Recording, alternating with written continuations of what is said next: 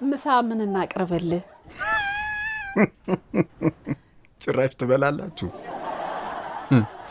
ምን አለ? ሁሉም ነገር አለ። ቦሎቄ አለ፣ ባቄላ አለ፣ በቆልታ አለ። የቱ ይሻልሃል? ምንድነው ልሰፍሪልኝ ነው እንዴ? ጌታዬ እንግዲህ ቤት ውስጥ ያለው ይሄ ነው። ያው አንተ ስትመጣ እኮ ነው የተሻለ ነገር የምንበላው ስለምታመጣልን። እኔ እኮ ምለው ቆይ ከኔ ራስ መቼ ነው ልትወርዱ የምትችሉት?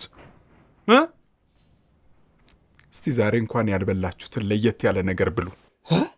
እሺ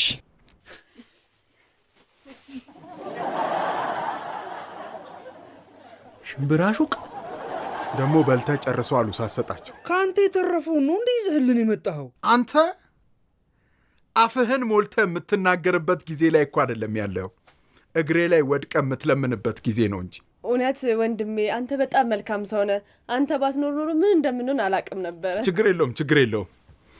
ምስጋና ይቆየኝ። በኋላ ለወጣ ስል በደንብ ታመሰግኑኛላችሁ።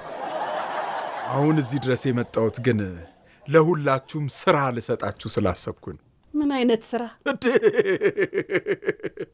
ጭራሽ ስራም ትመርጣላችሁ? መቼም ያው ዓለም ላይ በጣም ታዋቂ ዘፋኝ እንደሆንኩ ታውቃላችሁ አይደለ? አንተ ነህ የምትነግረን፣ እኛ በምን እናውቃለን?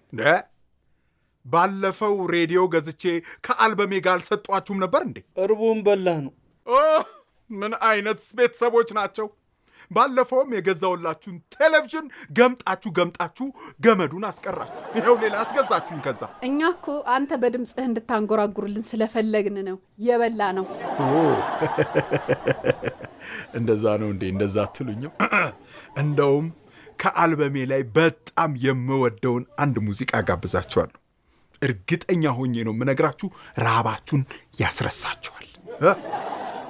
ኦሪጂናል ግጥምም ነው። ሙከራ 1 2 3 ማይክ ቼክ